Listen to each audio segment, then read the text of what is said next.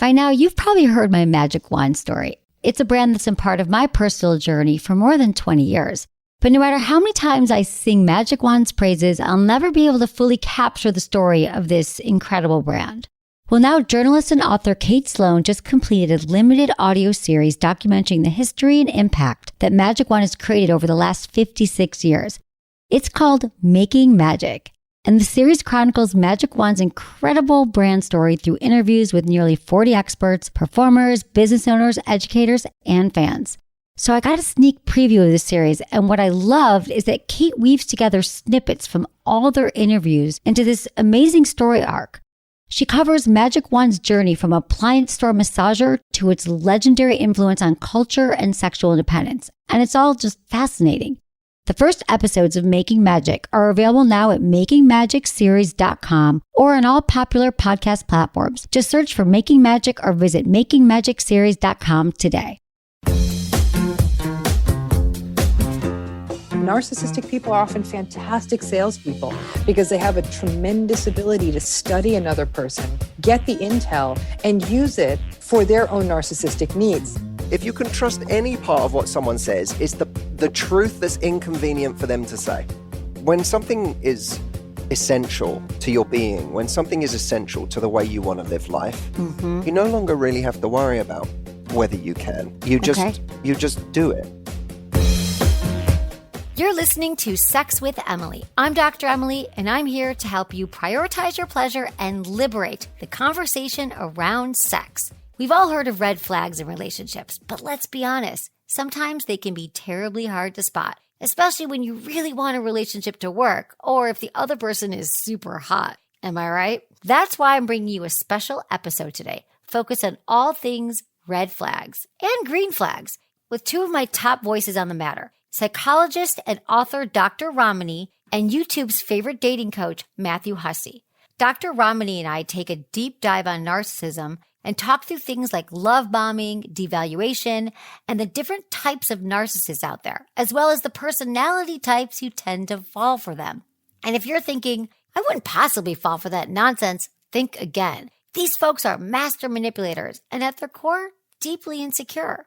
Next, Matthew Hussey walks us through our own less than ideal tendencies, such as why we keep going for aloof and unavailable people, how we repeat painful patterns from our childhood, and how we ignore someone's inconvenient truth. But Matthew also tells us what to look for when we're dating someone new, such as curiosity.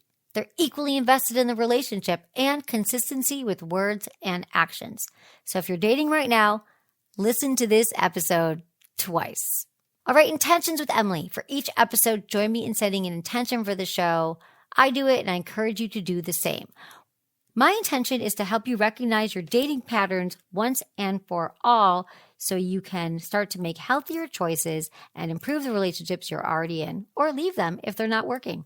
Please rate and review Sex with Emily wherever you listen to the show, and check out our articles on our site. We have so many topics that are going to interest you. Check out my YouTube channel for more sex tips and advice. If you want to ask me a question, just call my hotline, 559-TALK-SEX, or 559-825-5739.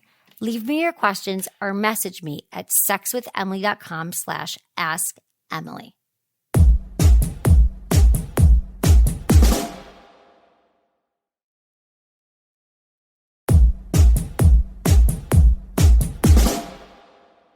Before we get things started, here are some of my top red flag warning signs, as you'll hear on today's show. So, are they curious about you? Do they ask questions? Or are they constantly talking about themselves and trying to impress you? I don't know, maybe you like name droppers, but I don't care who you know. I don't care about those things. That does not impress me. Or maybe they're too curious about you and they're too involved and they're texting you like 10 times a day. And part of it feels really good to have someone that into you, but I'm telling you, 10 times a day and calling you every day when you just met can be a little bit too much. Or maybe on the flip side of this, you're doing all the work. You're reaching out. You're getting in touch with them. You're trying to schedule, make the plans for the date, because that's a red flag too if you're doing all the heavy lifting. Now, for me personally, a red flag would be someone who doesn't have a growth mindset around sex. They're not interested in my pleasure as I am in their pleasure. They don't want to use lube. They don't want to use toys. They don't even want to talk about sex. That would be my red flag. Another one is how they talk about their exes. Listen, if you're constantly saying that your ex crazy and my ex did this and my ex did that, if they still have anger about past relationships, red flag, because they still need to go work on it. So pay attention to their language. Pay attention to what they're saying, because people are going to show you who they are. You just have to believe them. But I also have green flags. Like, are they considerate about your life? Do they remember what you say, where you live? Like, will they meet you halfway for a date, not make you drive across town? And do they really show an interest in you? Like, I want someone to want to know me. They want to know what I'm all about. They want to get to know me better.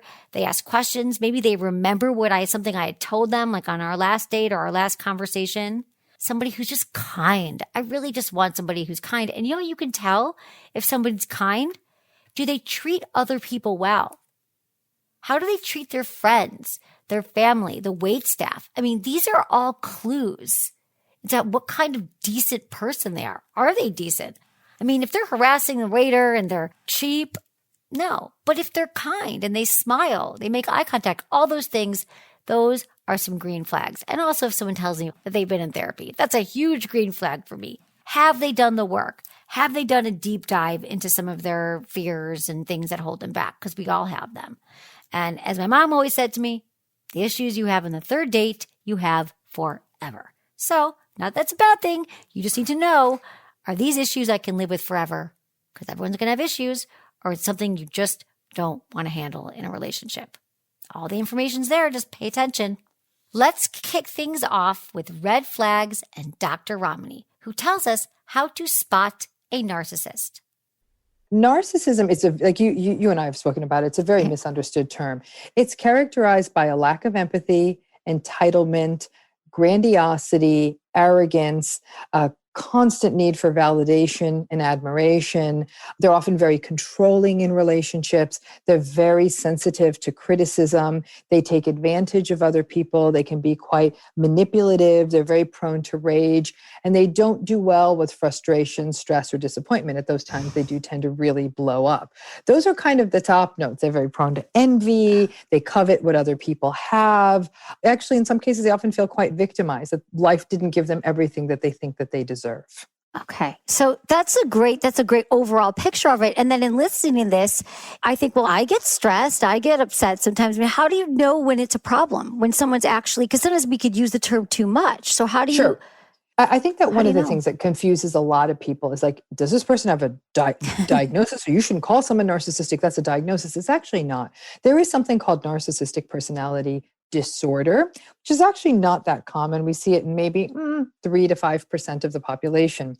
But this pattern of narcissism is quite a bit more common. I mean, we don't have great statistics on it. If you ask me to spitball a number, I'd say probably closer to 15 to 20% of people. And that might even be an underestimate.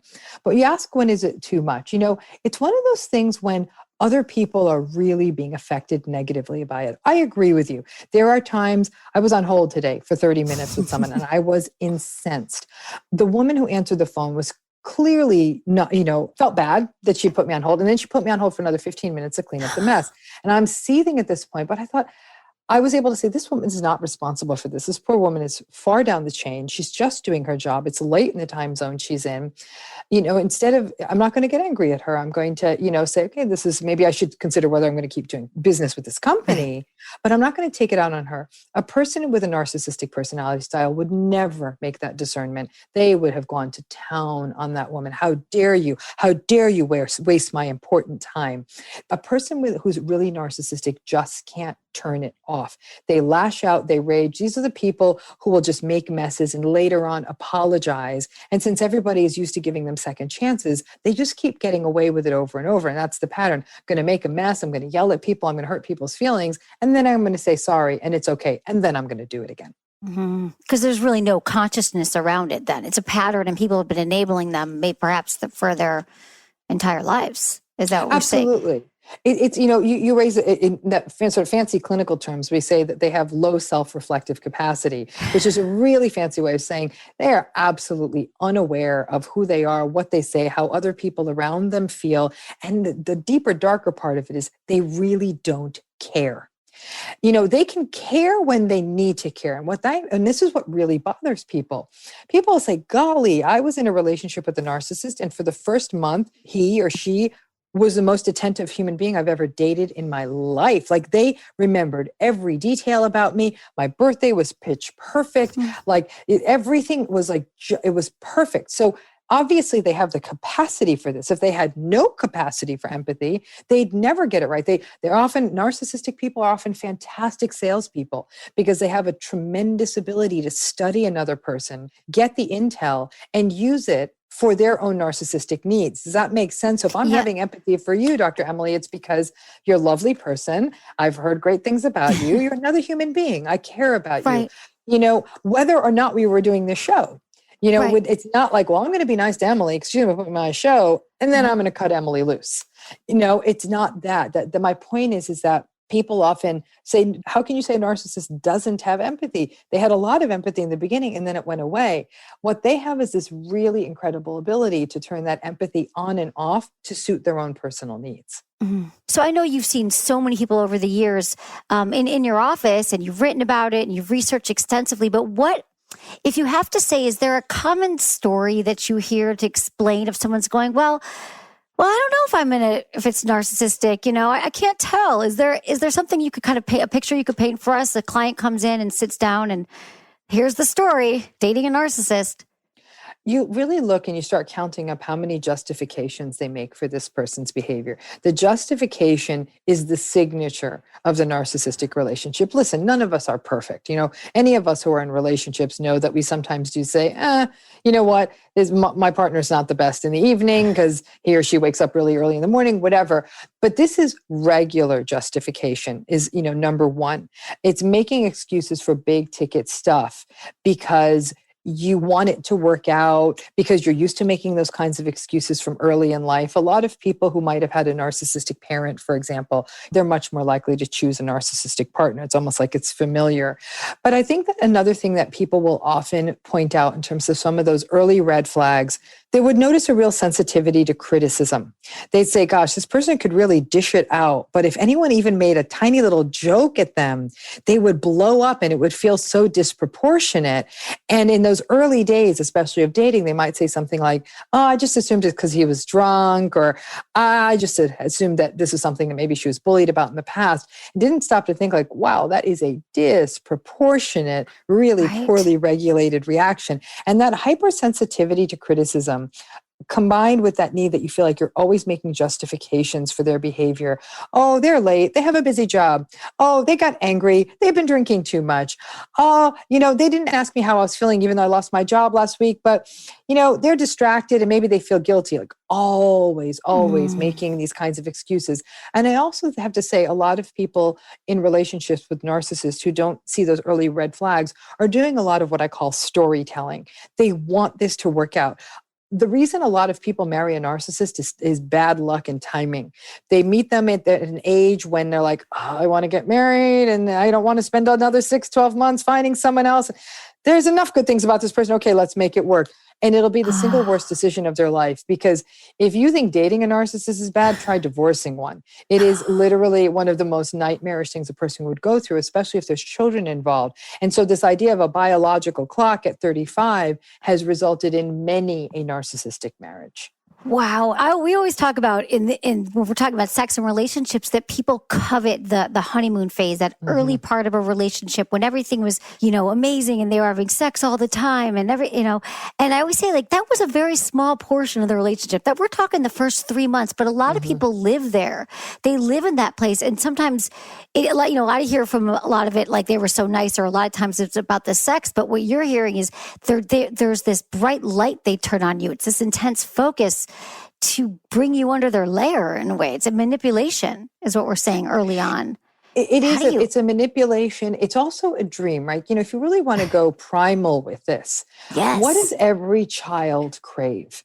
To be seen, to be loved unconditionally, to be really just sort of, the center of a parent's universe. A lot of kids don't get that. And so the idea of sometimes in adult relationships, as a person falls in love, especially if they didn't get that, there's a craving for that. It's almost like, this is where I'm going to work through the father for whom I was never enough, or the mother for whom I was never enough. Now I'm going to be enough. And in the midst of this whole love bombing, idealization, seduction kind of a phase, that's where we start entering something. And I'm going to use a technical term and explain it, called cognitive dissonance.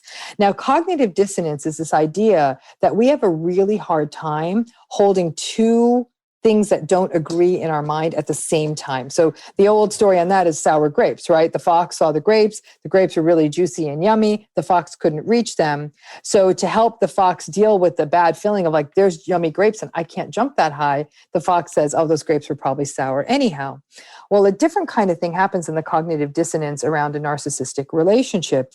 In this idealized, seductive, love bombing time, people want to keep this and want this to last. Love bombing lasts anywhere from 4 to 12 weeks on average. So, in the short, it'd be about a month. On the long, it'd be about 3 months, much longer than that. Sometimes some people have told me 6 months, but that's a bit of an outlier.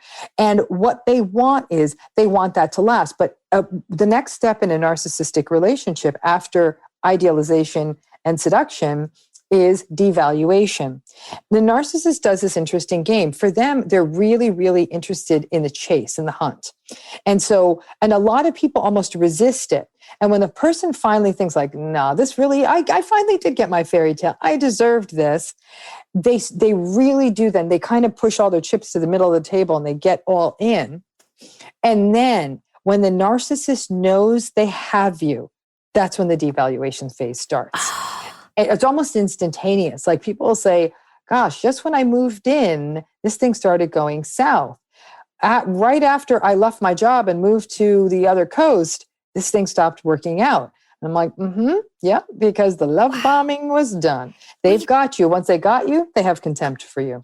Wow. It's like you could set your watch by it. Now, let's explain love bombing, if you will. Let's break that down, what that exactly is. So love bombing doesn't always look the same. So in the classical kind of grandiose model, love bombing is really sort of the cinematic kind of seductive experience. The person's really handsome, charming, charismatic. You do really cool stuff, but everything's too fast. It's very, very intense. And people will describe this as like, this person understands me like I've never been understood before. I think I found my soulmate.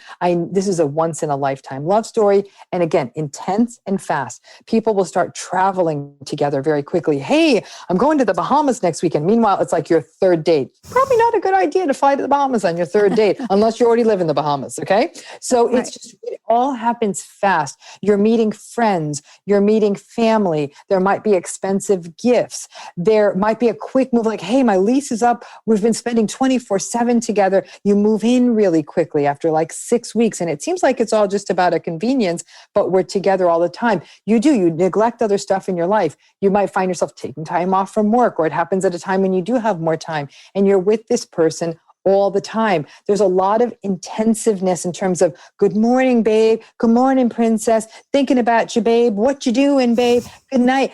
And it's interesting because there's something very stalky about that. People are like, oh, I love the good morning text. Yeah, it feels good. He just needs to know where you are all the time. And show me where you are is they want to make sure they know your whereabouts and all of this. I mean, sorry for being the anti-Cupid, but a lot of the stuff that's gotten romanticized is actually kind of stalky. And it's the beginning of a controlling dynamic. And so not all love bombing is grandiose and presents and 100 roses showing up at your office kind of thing. Some love bombing is really what I call like sort of it's a rescuing love bombing. And what happens then, and this happens with a different kind of narcissism, with a person, it's what we call covert narcissism. Covert narcissists aren't so big and charismatic and charming. They tend to be a bit more victimized, resentful, sullen, and they feel angry at the world and they never got their shot. And why didn't the world see how great they are? And when people meet them, people who are naturally rescuers will often feel like, well, gosh, this poor person seems so talented and they never got their chance. And in the early phases of the relationship, the covert narcissist, like I said, may not be the 100 dozen roses or the sunset cruise, but maybe more of the They tell you everything about themselves. They tell you about how terrible their childhood was. They tell you these really kind of sad, victimized stories. And they say, I just wish somebody would have believed in me. You seem like an amazing person. You seem like you get me. And you're like, you want to be that amazing person who gets them. And so before you know it, you're loaning them money, you're giving them your car, you're making calls to get them connections. And that love bombing feels different, but it's still very love bombing because you're getting sucked into this idea that you're going to be the one that kisses the frog and turns him into a prince. So now we know what to look for, but who falls for a narcissist? As it turns out, a lot of us. Is there a certain personality type or people that you find drawn to narcissistic partners? It's a pretty wide range. I think there are certain personality styles or people with certain histories that are a little bit more vulnerable. I think people, like you call them, rescuers or fixers, highly empathic people are often, get corralled into relationships with narcissists. When people meet someone at a transitional time of their life, so you meet, it's often easy to get stuck into a narcissistic relationship when you're new in a city, at a new college, in a new job, when you're traveling. So these sort of transitional times when you're kind of destabilized. It could even be if you've just experienced a big loss, someone in your family has died, or you've gone through a divorce. So you're not quite fully on your feet. That's another time that people are very vulnerable to narcissists. People who have histories of trauma. Their decision-making in relationships is often impacted in the long term, and they will often find themselves in relationships characterized by almost further ongoing invalidation. And believe it or not, like people obviously who had narcissistic parents, not surprisingly, are more likely to choose narcissistic partners. But there's one group that you might be surprised at. People who grew up in really, really, really happy families are actually tremendous narcissist bait. And I'll tell you why. They're so used to love solving everything and people are good. And, their families will even say, oh, come on, give him a shot because we're a family that draws together and he's just part of our family. So we're going to love him back. And you'll see these people who really believe that love and family is all so good. And they sometimes take it real hard because they refuse to believe these ideas like people really don't change. So they can get stuck for a long time. So you can see it's a pretty wide range of people who are quite vulnerable to this. We are. What I love that you're saying is that so often we do think with hard enough work and consciousness and maybe a little therapy, people can change if they want to change. What about the narcissist? The narcissistic personality style is really, really, really resistant to change. These kinds of high conflict, antagonistic, difficult personalities are super rigid. You think of something rigid, it's like something heavy. You can't move it, you can't bend it. And this is no different. And so because of that, they're just not amenable to change. And remember, most narcissists think there's nothing to change. They are more likely to blame other people. This is other people's fault. This is the world's fault. This isn't about me. I didn't do anything wrong. And because they're so quick to deflect blame on other people, and they're not able to internalize their accountability, their responsibility, they just don't take it. And so there's no motivation for them to change. And if there's no motivation to change, a person's never going to change. So the likelihood of successful therapy with a narcissist is tough because the majority of them don't think that what they're doing is a problem. Now, if you put someone in front of me who's like, listen, I see all these patterns in myself. I'm not empathic enough. I don't think the rules apply to me.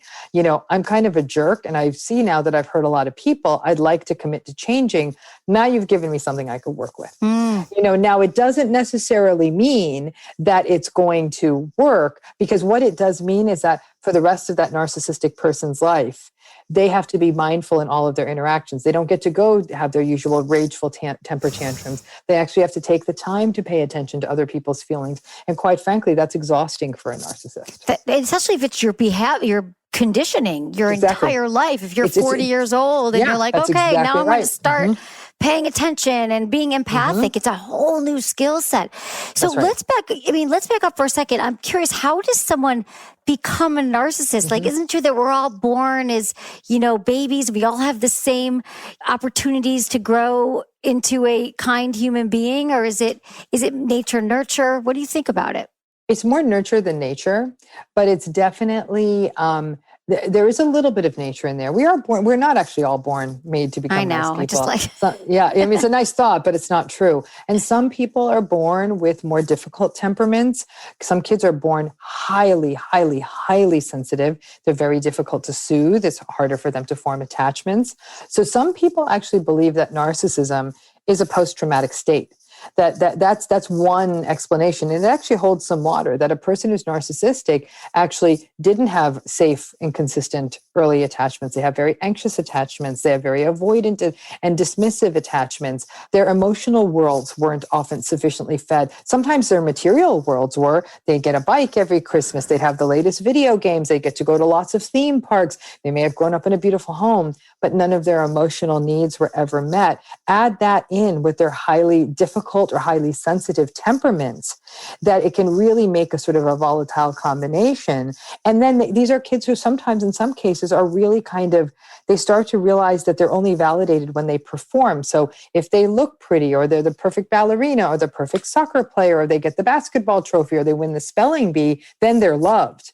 But if none those things aren't going on, the parents aren't that interested. So it's almost like the kid feels like a performing pony rather than as a human being. And then as they go into adult life, they retain that performing pony feel to them rather than a fully empathic feeling person. Oh God, I mean, it makes so much sense. I mean, because that is our society, right? It's all about achievement or looking good or feeling good. So it makes sense why a lot of us get caught up in this perfectionist loop, or we're all about achieving. Right. Once I get the next thing, then the next thing, the next thing, I'll be happy. So what we're talking about then is early caregivers who aren't allowing us to experience the range of our emotions or feelings, like a parent maybe who was a little bit, neglectful, or if your parent wasn't there for you, let's say, but the only time you're getting attention is when you do something, right? So isn't a lot of it we're talking about is like emotional regulation stuff? A core element of narcissism is emotional dysregulation. They don't know how to express feelings. There's some people that argue that people with narcissism just don't have a vocabulary to talk about feelings.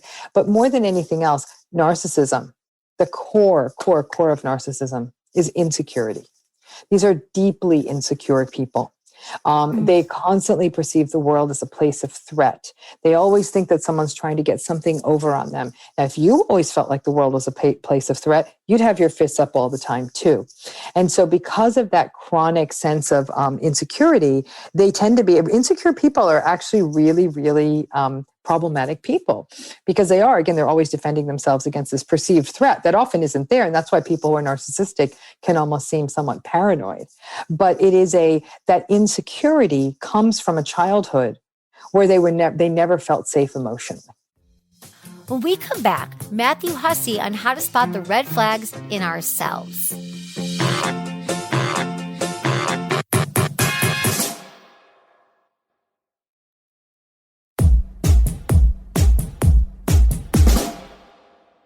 Why are we attracted to people who are bad for us? Matthew Hussey explains, and also tells us how to fix it. If they're not into me, it must mean they're more valuable than me. Right, they're more valuable. So I'm going to go after them. Or it must mean they're scarce. We want what's scarce. We value highly what is scarce. No one's scarce. Well, and here's there's so many people on the planet. True. That's true. We put people on pedestals. Yeah. And someone can just be, by the way, in a phase of not investing in their life. And then you come to take that as a measure of their worth. Meanwhile, here's the great irony of it. You could have someone who was the bad boy 5 years ago, right, but now has gotten to a stage of their life where they're like, you know what? That wasn't fulfilling me. I actually want to give to someone. Yeah. And then that man shows up and really meets this person head on, and she's like, why are you not making me? Because she wants him to be the bad boy, or she hurt right, like that. You're missing that thing, right? And like the irony is that he maybe he was that thing at some point in his life, or he was that thing to somebody else yesterday, but now he turned around to meet you, and we have a lot of issues that blind us to the fact that there's someone in front of us who's actually trying. You said, what about when they were trying and now they're not, and that confuses us. We have to get to a point where we say consistency of behavior is going to be attractive to me. Right. Okay. I'm not going to do the calculation but last month, right, he said he liked me, or it doesn't matter. What's he doing now? And what's he doing each week? Or she? You know, what's it like? What is this person doing on a consistent basis? Because this thing of constantly second guessing if someone likes you, and someone who constantly makes you feel like you're second guessing yourself about whether they like you. What is that you're attracted to? Right. What is that you're into? Some of us are, our childhood traumas or issues we play in the relationship because we think that, we are not, well, I guess all of our greatest fears is that we're not lovable, but we think, oh, I'm not lovable, or I have to, the chase, if it's hard, it means that it's worthwhile. If I had to chase it, or if someone makes me feel bad, that's familiar to how my dad made me feel. And so it's not conscious for many people, and but that's what it is. I need to close that loop. Yeah. I need to, get some closure on the fact that my dad didn't give me that attention, and now I'm going to find someone else who's like him, but this time I'm going to get it. And the problem is, and the thing that, even though those things, you're right, are unconscious, once we start to realize them, we can say, well, what's happening here? I'm making my dad God. Right. I'm making my dad God in this situation. I'm looking at this person going, well, if only I could get their love. Well, who are they? They were a human, a flawed, screwed up human. Right. Not We're someone all to flawed. run your life around trying to please or trying to fix that hole that someone left behind. It's part of growing up for all of us is recognizing just how human our parents were. Right. They did the best they could. Yeah, They didn't know. they did the best they could, and they may have been, in so many ways, just absolute train wrecks. And now you're running your life around trying to please a train wreck that imitates someone who was a train wreck growing up. I always say you have to do the work. You have to do the work on yourself. Otherwise, you keep repeating patterns. You keep dating. Like, why do I used to date the same guys over and over again. I was like, oh my God, they're the same, until I realized that, I used to think they weren't available, but it turned out I wasn't emotionally available. That's often what it is, you guys. If you haven't heard that, like, if you keep dating people who aren't there, they don't show up, you're the common denominator, right? So I had to look at that.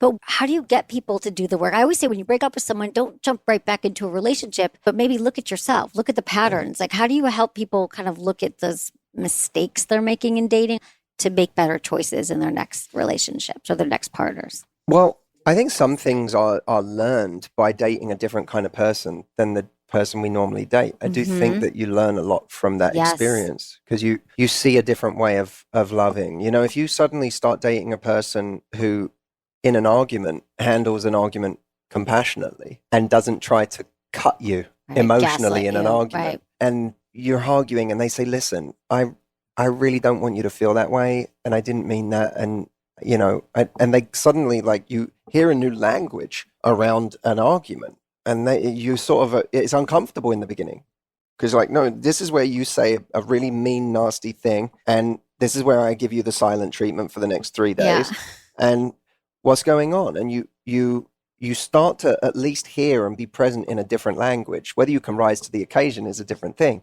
but you learn a new reference point for how an argument can go. Now, you may not want to have to date to learn that lesson, but you can even learn that lesson by just surrounding yourself with new people in life. I believe so much in mentorship, whether it's formal or informal. People kind of take mentorship too literally. Right. They think a mentor is me finding someone in life and saying, will you be my mentor? This person starts. It's a mentor is just anybody that you have some proximity to, that is from a world or a life or a level of knowledge that you don't currently have. And by osmosis can teach you something. And I've had the beauty of traveling in my life and meeting all sorts of different people and getting such different perspectives. And, short of therapy, I applaud anyone who is brave enough to go through therapy. I think it's a tremendously difficult... Have you at therapy? Yeah, I still do therapy. I see someone regularly, because it doesn't matter what you know. We're so close to ourselves. I think I'm an incredibly self-aware person. I can still have someone who knows me well enough, who's read my patterns, tell me something that I'm doing or have done that surprises me. And I go, man, I've always given myself such credit for being so evolved and so self-aware. And that just taught me something about myself that has been like a smack in the face.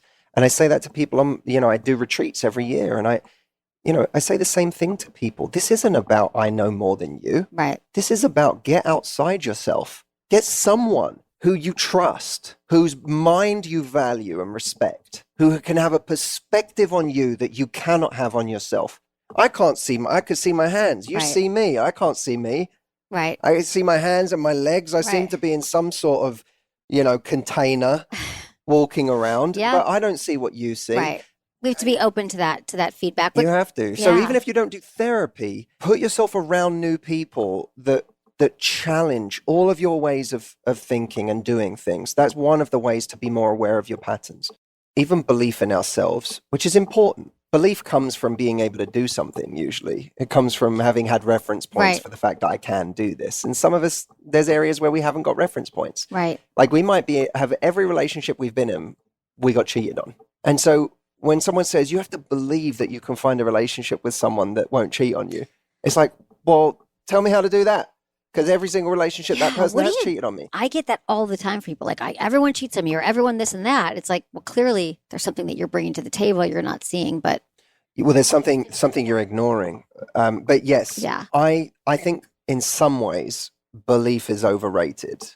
The idea that we have to believe we can do something is overrated. I think so don't say just believe that you cannot be cheated on, to go back to your point. I think that you have to change the idea that you can do something to the idea that it's necessary, that you have to. That when something is essential to your being, when something is essential to the way you want to live life, you no longer really have to worry about whether you can. You just do it. I mean, I was 21 when I lost out on a really big job interview. And I at the time I was weighing up this job versus starting my own business. And I screwed up this interview royally. I mean, I went in and self-sabotaged the crap out of this interview.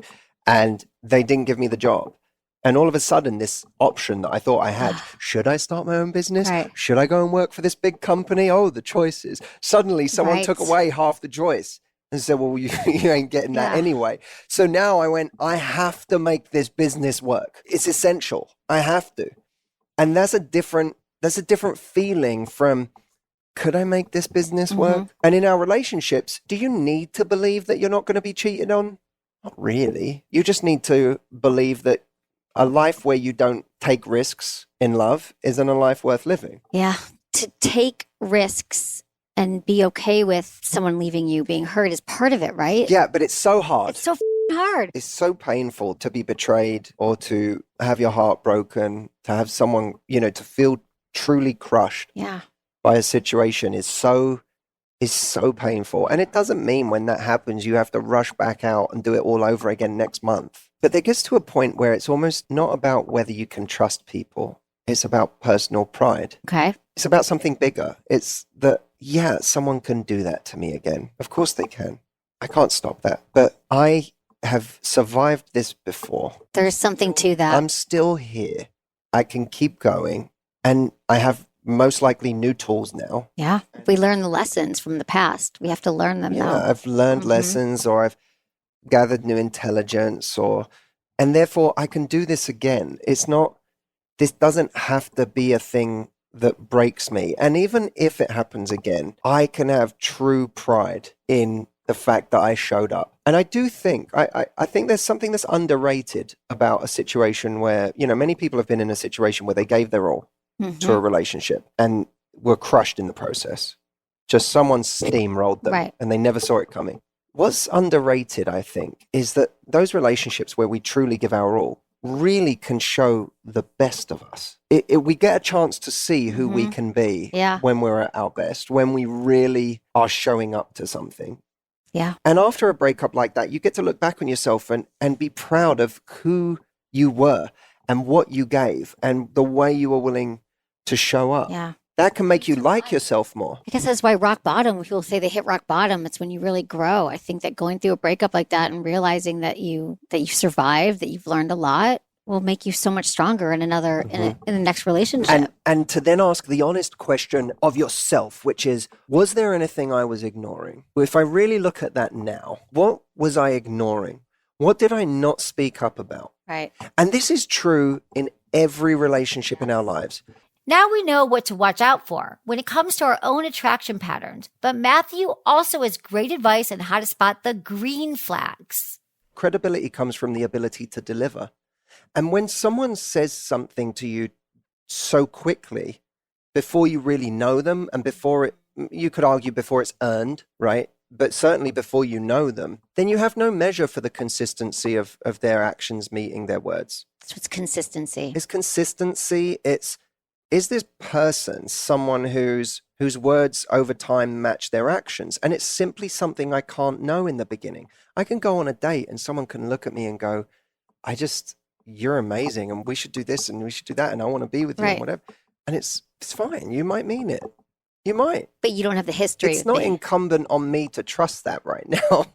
Like, that's not my job to believe every single thing that's said right now, because if it's not said at an organic pace, then I need to let this play out in an organic way before I realize that it has any gravitas, any real merit.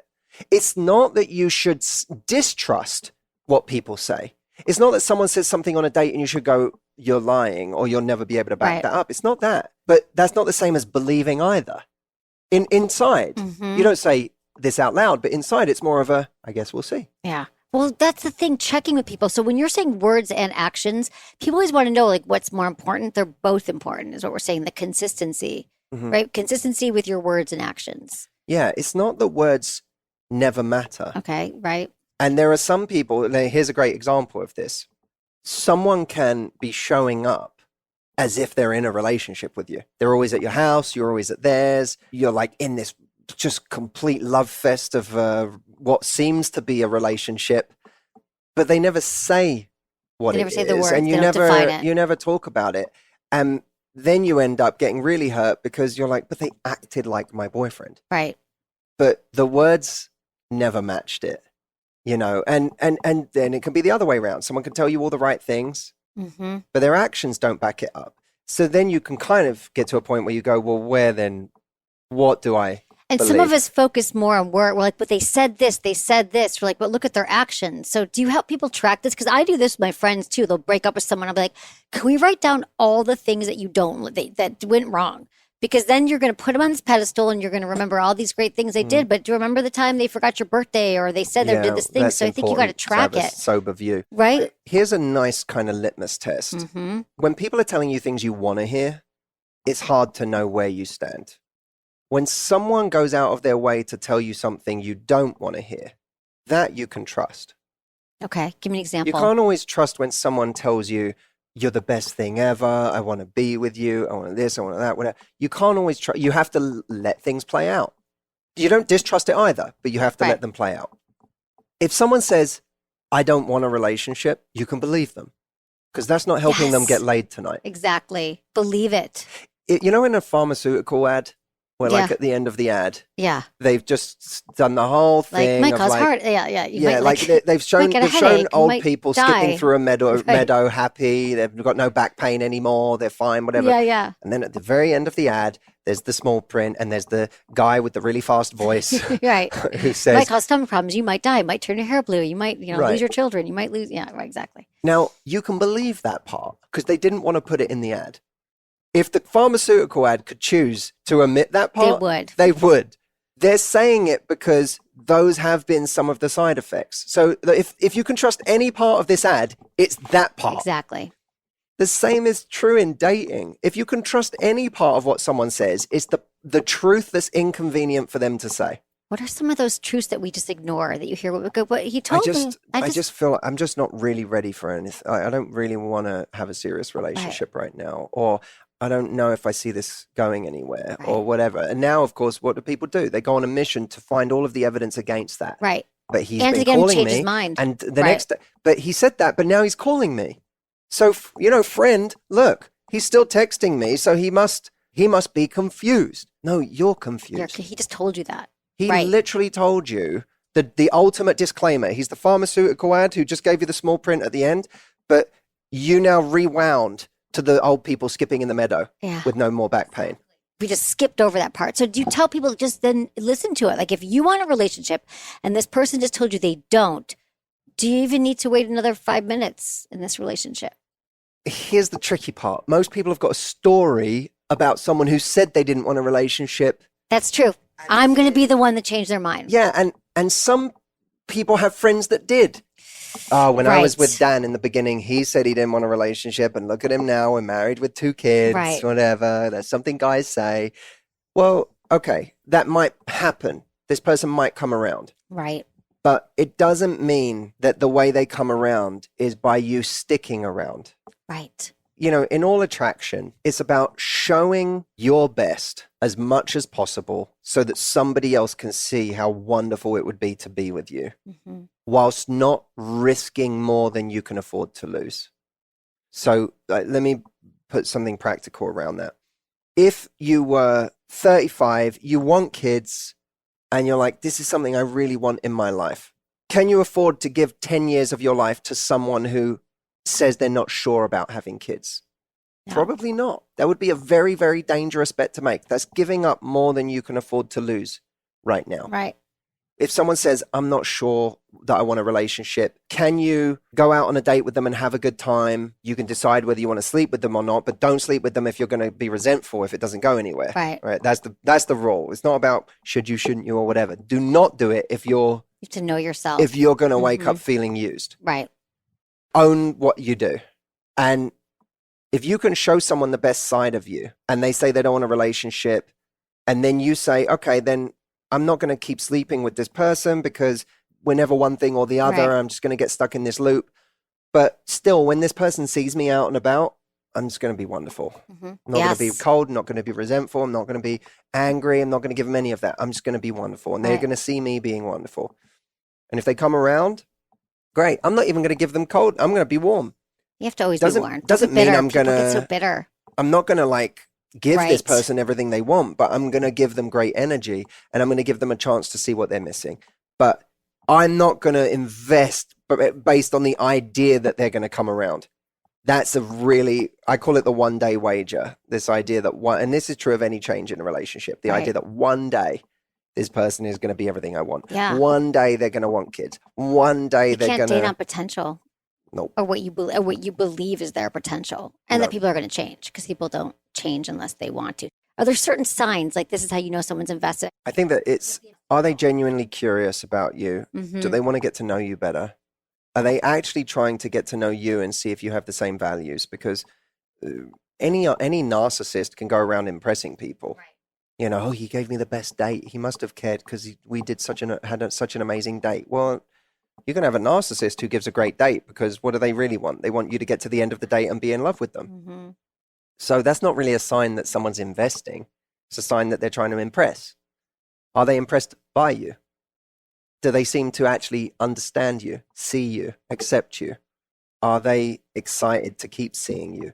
Do they actually go out of their way? You know, is it always on their terms? You always come to their part of town. It's always on their diary, their schedule. Or are they actually meeting you halfway? It's when you genuinely feel like the investment or the effort is mutual. And we can normally feel it when it's not. That's a different thing from, you know, they go to a party one night and all of your anxiety comes out. Right. You know, oh my God, are they going to meet someone? And then they don't text you for a couple of hours and you're like, something's wrong. That, you know, now like there's a story in your head. That's not lack of investment. That could just be our stuff coming to the table. And in that moment, we've got to slow down the story that's happening in our head and say, you know what, I'm actually going to allow this to reveal itself to me instead of bringing my monsters to the table. I'm going to allow this to reveal itself to me. But is the effort equal? You know, do you send someone, it's fine to send someone a text in the morning and say, hey, I hope you have a great day today. You know, how are you this morning? It's okay to send that text. Don't send it the next 3 days. Okay. Let's see if they do the same. What people do is they say, but he always replies. Well, that's not the same thing. Right. Someone always saying yes isn't the same thing as someone giving you the invite, someone reaching out to you. And so it's those moments where you invest a little and you see if the effort is equal. Well, this is back to the investing. The invest and test. What'd you say? Invest and test. Okay, yeah. so people are like, oh, well, don't double text or wait for them to initiate. So how much of it is this still this chasing and not like what? Not everything has to be like tit for tat, where it's, but there's a cadence, there's Yes. a rhythm you should pay attention to. Yeah. Sometimes if you're confident, you can be like, oi, where are you? You know, you can be playful about that.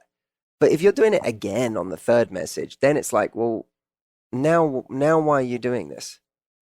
Because they've ignored 2. So why send a third? Right. It doesn't always have to be like, I did this, now you do that, now I do this, now you do that. But is there a rhythm that seems like it's always in the same direction? Jameson and I call it being in the blue. You know, when you look at your phone, are you in the blue?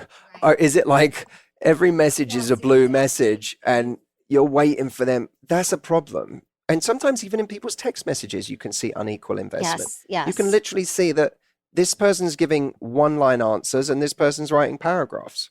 And it sounds petty and it sounds silly and pedantic and whatever. And people will say, oh my God, this is the thing that people always write, oh God, does it have to be this much work? Oh, is it have, I always find it a silly thing to say. No, it doesn't have to be this much work.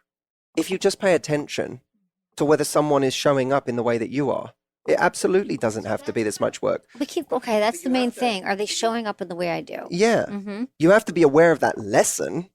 Otherwise, if you're one of those people like, I don't need to learn all of this. I'm just going to go and be me or whatever. Well, you can go and be you and you ignore every red flag going. Are there common red flags, speaking of red flags, that you see? I went on a date where the person was 20 minutes late. I was mad. Really? You're like, time. I was mad. Here's why I was mad. I was mad because I rushed to get there on time. I left work before I wanted to get there on time. And then I'm sat in this restaurant and 20 minutes go by. I called Jameson. And I'm like, dude, I just want to leave. He's like, just stay. It'll be fine. You'll be all right. When she gets there, you'll realize you've just made too much of it, whatever. And the person showed up and she was like, oh my God, my friend had, I don't know what it was, like taken the car or something. How are you? In my head, I was like, that's a moment where you say sorry. Sorry. Yes. I can't stand people who say I'm sorry. That's a sorry moment. Yes. That's not not a sorry. Oh God moment. That's a, hey, I'm so sorry to keep you waiting. Yeah. That's to me like a big red flag. Yes. And people ignore that stuff. Why? Because the person opposite them is hot. Right.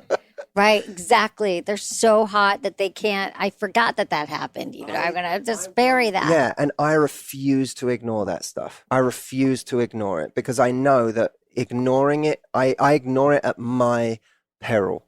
What I ignore today shows up tomorrow or a year from now or 2 years from now. And most relationships end the way they began. Well, there you have it. Thank you so much to Matthew Hussey and Dr. Ramani for sharing their sharp wisdom on red flags. I hope you got exactly what you're looking for and use this information to go forth and date with confidence and with plenty of green flags too.